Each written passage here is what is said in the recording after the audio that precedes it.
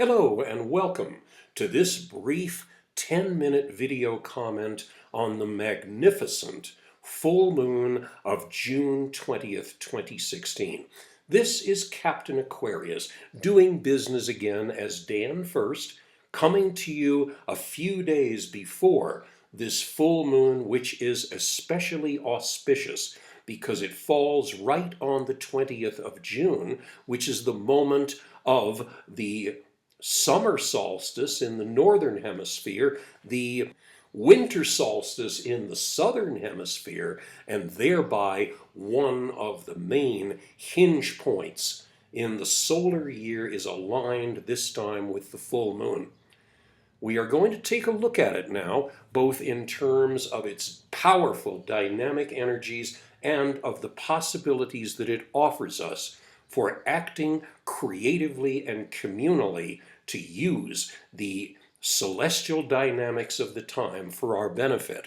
Look at the chart and you see that the Grand Cross, which is in effect again, has shifted. This chart is cast, in fact, for Brasilia, Brazil, which has recently been the site of another political corrupt outrage in which a powerful combination of moneyed interest has temporarily disenfranchised the legitimately elected president of the country. This is yet another country which is in crisis now because its legitimate constitutional order is at odds with the ambition and corruption of powerful people who wish to do whatever they can, legal or not.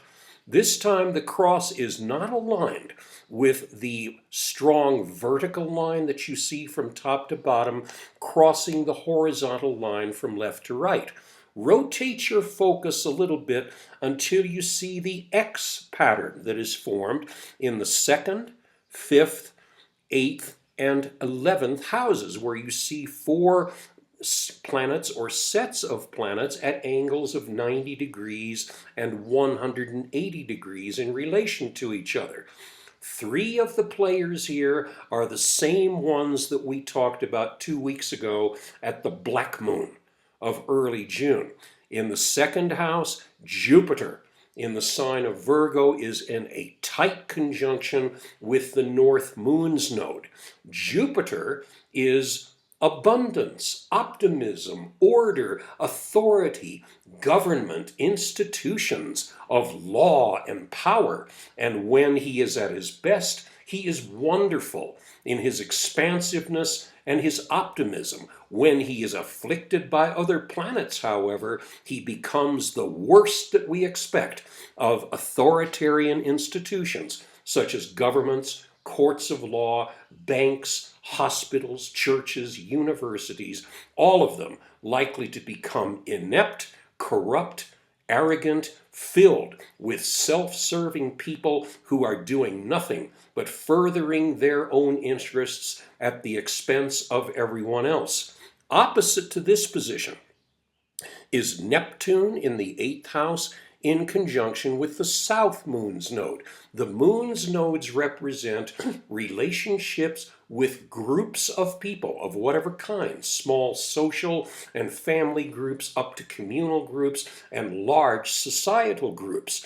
Neptune is wonderful. He is spirituality, mystical consciousness, fantasy, beautiful arts of music and theater and dance. When he is afflicted, as he is by all these other planets, he turns into fraud, deception, self-delusion, propaganda, lying, victimhood, addiction, energy vampire behavior. Read here, for example, the way that Hillary Clinton will not reveal those speeches that she made to Goldman Sachs, no matter how much other people would like to see them and how honest it would be of her to reveal them. This is classic Neptune concealment, Neptune opposite Jupiter behavior. In the 5th house is Saturn at a 90-degree angle to these first 2 planets. Saturn is organizational power, the rules, the limits, the obstacles, the grounding of practical reality, the way in which organizational rules, in this case become hopelessly corrupt and crooked and stiff and afflictive.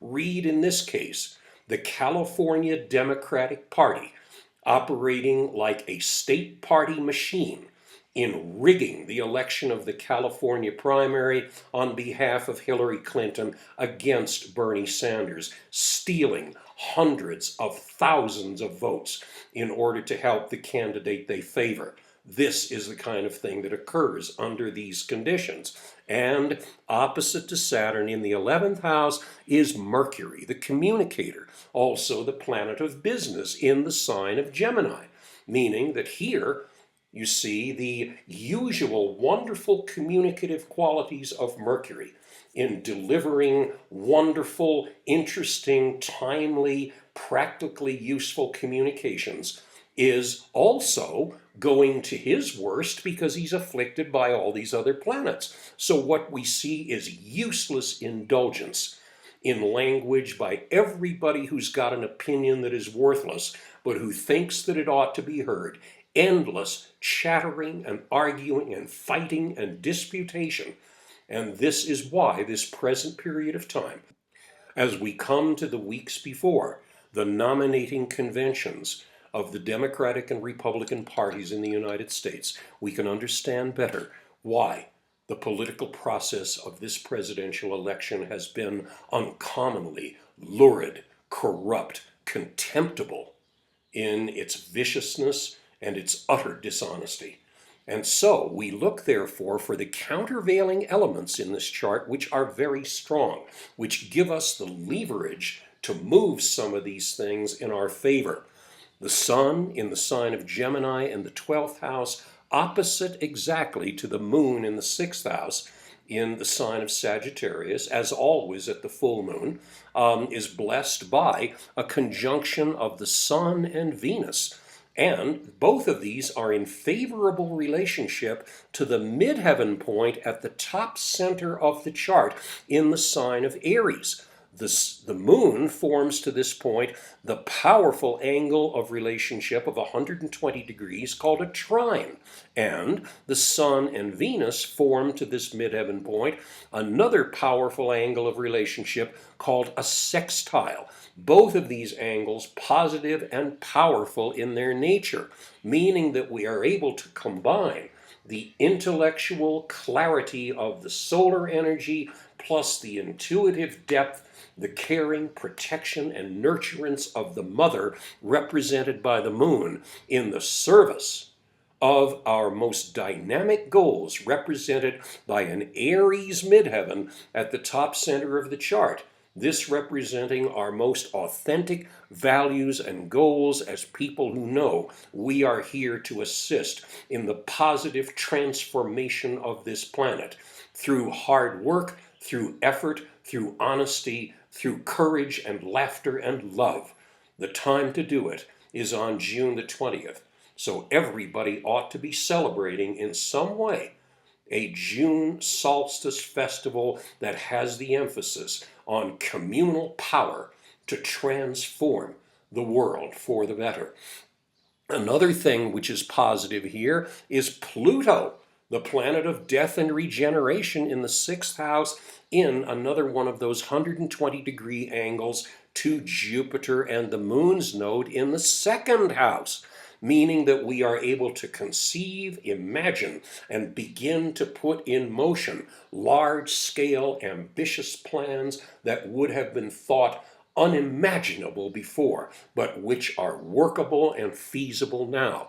It is time for us to understand that anyone who asks, when is it going to get better, is in victim mode, and they cannot possibly contribute anything useful to what we need to be doing.